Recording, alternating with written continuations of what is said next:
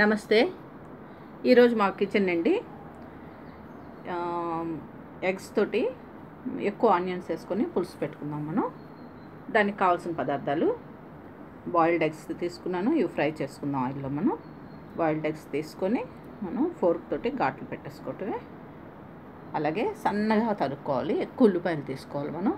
నేను ఎక్కువ ఉల్లిపాయలు తీసుకున్నాను, పెద్దవి ఒక 4 ఉల్లిపాయలు సన్నగా తరుక్కున్నాను. అలాగే మెంతులు, కొంచెం మెంతులు వేస్తాను. వెల్లుల్లిపాయలు కూడా మనం చిన్న ఎల్లుల్లిపాయలు ఉంటే కనుక అవి ఎక్కువ వేసుకుంటే బాగుంటాయి. పలుకులు ఇవి పెద్దవి, అందుకని కట్ చేస్తాను నేను. పచ్చిమిర్చి, కొత్తిమీర, ఉప్పు, కారం, సరిపడా కారం వేసుకుందాం. చింతపండు, కొంచెం ఈ పాటి చింతపండు తీసుకొని నేను అది రసం తీసుకున్నాను. ఆ చింతపండు పులుసు అన్నమాట ఇది. ఆయిల్ మనం ఇప్పుడు స్టవ్ వెలిగించి ప్యాన్ పెట్టుకుందాం. మనం స్టవ్ వెలిగించి ప్యాన్ పెట్టుకున్నాం.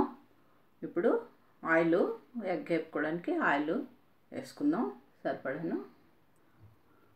మనం ఎగ్స్ అన్నీ ఇలాగా ఫోర్క్ తోటి ఘాట్లు పెట్టేసుకుందాం. అలాగా వేపేసుకుందాం. నేను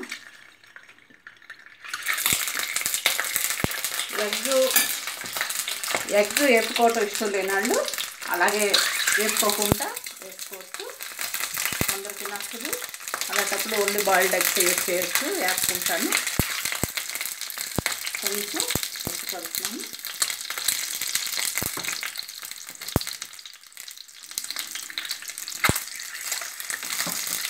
అలాగే కొంచెం పసుపు కూడా కలుపుకుందాం.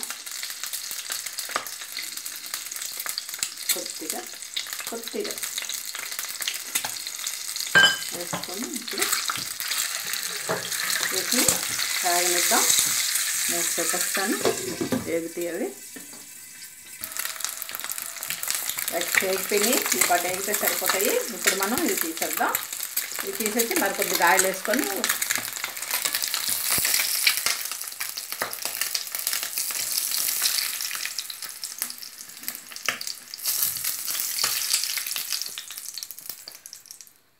ఇలాగా వేగితే బాగుంటాయి. ఇప్పుడు మనం మరి కాస్త ఇందులోనే ఇంకా ఆయిల్ వేసేసుకుందాం. ఫస్ట్ మెంతులు వేసుకుందాం మనం. ఈ ఉల్లిపాయల ఈ పులుసుకి మనకి మెంతులు మంచి టేస్ట్ ఇస్తాయి. మెంతులు వేసుకుందాం. అలాగే వెల్లుల్లిపాయలు కూడా వేసుకుందాం.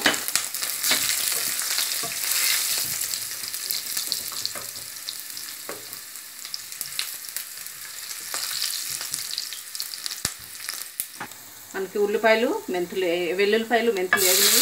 ఉల్లిపాయలు కూడా వేసేసుకుందాం.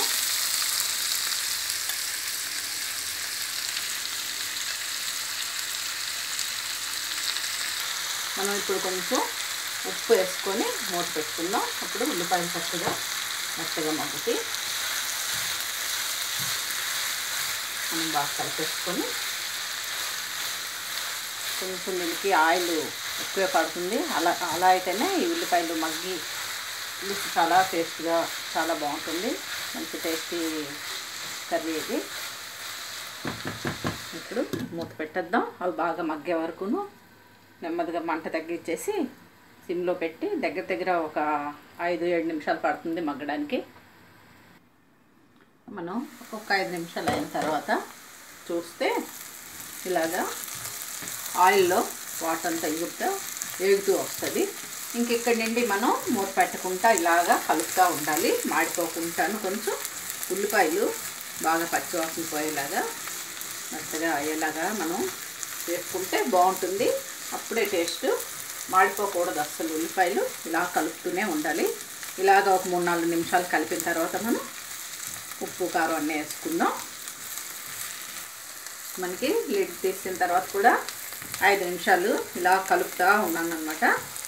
ఇలాగా ఇప్పుడు ఉల్లిపాయలు మెత్తగా అయిపోయినాయి, వేగిపోయినాయి. మెయిన్ ఈ ఉల్లిపాయలు వేగడంలోనే ఈ పులుసు టేస్ట్ అంతా బాగుంటుంది. మెత్తగా మగ్గితే పులుసు కూడా అంత రుచిగా ఉంటుంది. వీటికి నేను అల్లం వెల్లుల్లి పేస్టు, మసాలాలు ఏం వేయట్లేదు అసలు. ఎందుకంటే వీటికి మెయిన్ మెంతులు, ఇలా వెల్లుల్లిపాయలు ఎక్కువ వేసుకొని ఉల్లిపాయ ముక్కలు సన్నగా తరిగి ఎక్కువ వేసుకుంటే బాగుంటాయి. ఇప్పుడు పచ్చిమిర్చి వేసుకుందాం. అలాగే ఉప్పు, పులుసు సరిపడా ఉప్పు వేసేసుకుందాం. ఇప్పుడు ఇందాక కొంచెం వేసుకున్నాను కదా. అలాగే కారం కూడా ఎక్కువ వేస్తాను, కారంగా బాగుంటుంది. 2 స్పూన్లు కారం వేసుకున్నాను. ఇప్పుడు చింతపండు పులుసు కూడా వేసేసుకుందాం.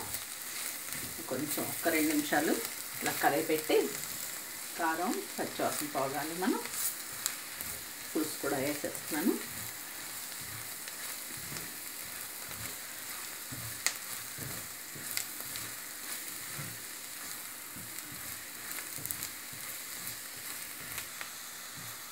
కారం పచ్చివాసన పోయేలాగా వేగింది. ఒక 2 నిమిషాలు వేగితే చాలు, లేకపోతే ఘాటు వచ్చేస్తుంది. ఇప్పుడు ఆల్రెడీ నేను నీరు తీసుకుంటాను.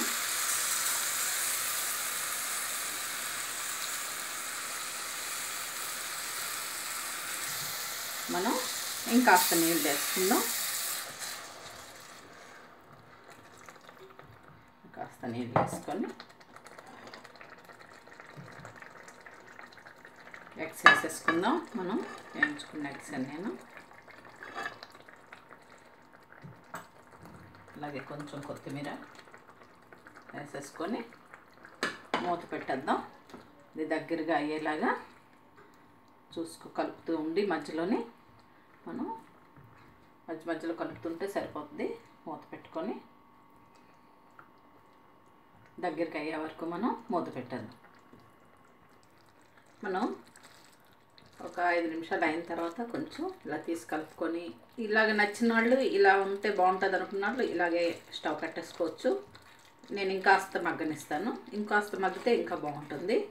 అసలు 1 స్పూన్ వేసుకుంటే అన్నంలోనే చాలా అన్నం కలుస్తుంది అనమాట, అంత బాగుంటుంది. నచ్చిన వాళ్ళు కాస్త చిన్న బెల్లం ముక్క కూడా వేసుకోవచ్చు, గొప్ప టేస్ట్ వస్తుంది బెల్లం వేసుకున్నా కూడాను. అలా ఇష్టపడితే అలా కూడా వేసుకోవచ్చు. నేను మరి కాస్త మూత పెట్టేసి ఇంకొక 5 నిమిషాలు ఇంకా బాగా దగ్గరికి అయ్యేలాగా మగ్గనిస్తాను. మగ్గిపోయింది. నేను స్టవ్ కట్టేస్తున్నాను. సర్వింగ్ బౌల్లోకి తీసుకుందాం మనం ఇప్పుడు. ఇది మనకి ఆనియన్ ఎగ్ కర్రీ, పులుసు కర్రీ రెడీ అయిపోయింది. మనం సర్వింగ్ డిష్లోకి తీసుకున్నాం. ఇది రైస్లోకి చాలా బాగుంటుంది, చపాతీకి కూడా బాగుంటుంది. మీ అందరూ కూడా తప్పకుండా ట్రై చేయండి. దీని మీద మీ అభిప్రాయం కామెంట్ బాక్స్లో పెట్టండి. అలాగే మీ ఫ్రెండ్స్తో షేర్ చేసుకోండి ఈ రెసిపీని. అలాగే యూట్యూబ్లో నా ఛానల్కి తప్పకుండా సబ్స్క్రైబ్ అవ్వండి. Thank you.